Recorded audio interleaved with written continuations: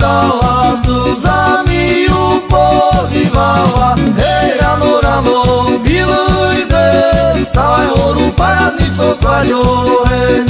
Hej, ráno, ráno, bielý deň, vstávaj horu, paradnico klaďo, hej.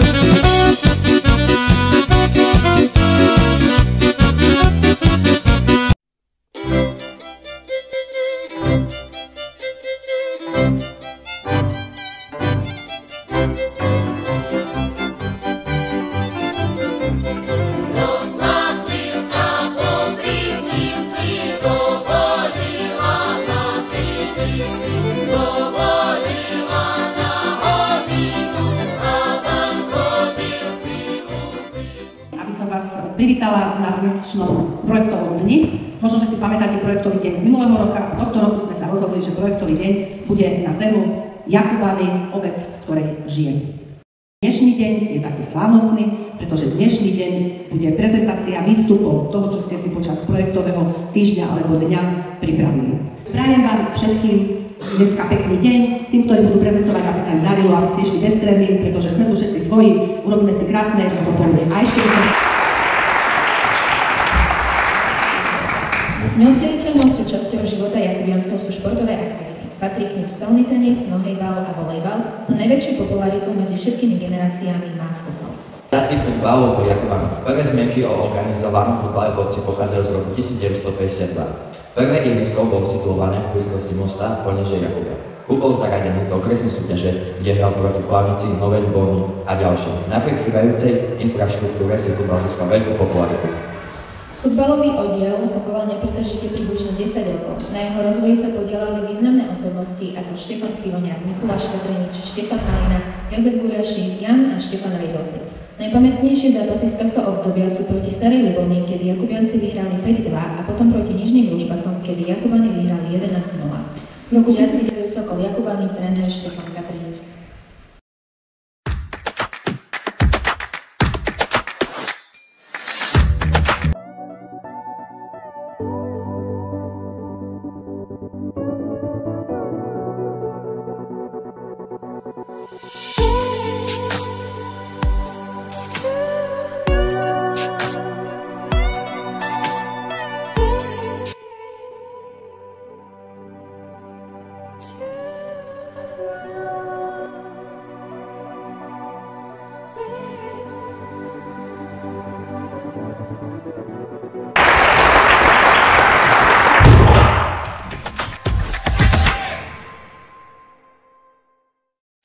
Marek, dovolte, aby som vás privítala na pôde našej školy a ako absolventovi tejto školy položila pár otázok.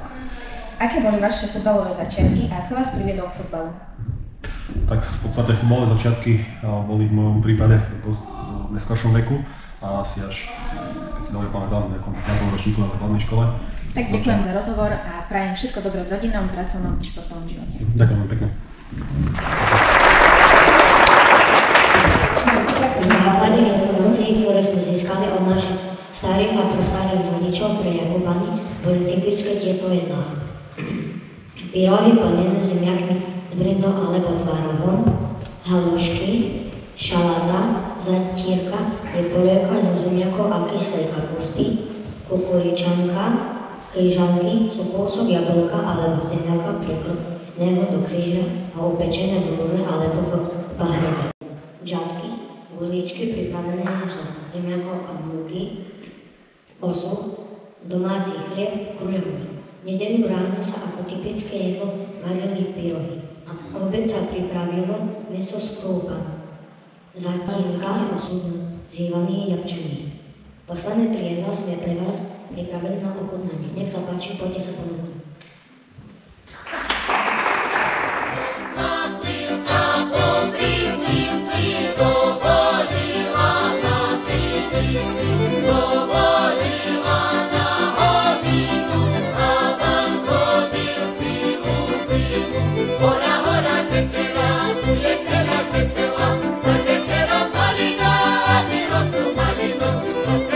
Veselo, jak Jakubiano veselo, jej to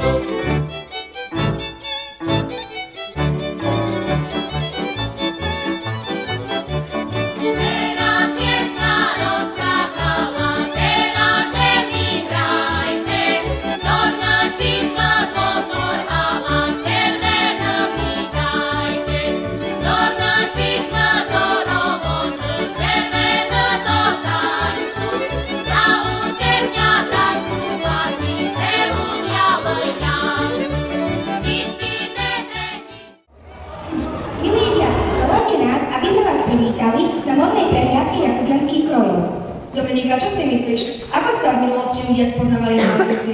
Veď sme sa predsa o tom rozprávali v pondelok počas projektového dňa.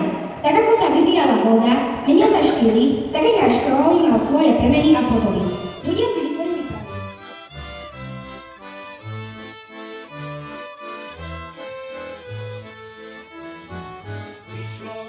Prišlo mi za milom žaň, a sobi koňa sedlal, šarku koňa tak rano, škom prodal milučky jazaného.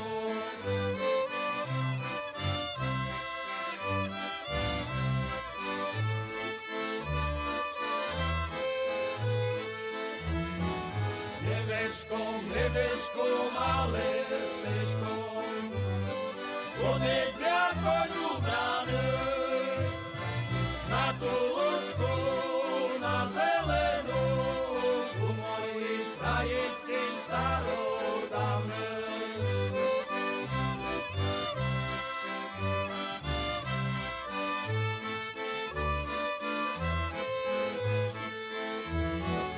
A keď sa na lúci zjdeme, a na ní zabudeme, že sklamala nepamňatá a že z ňa ľubila vás dobrý znám.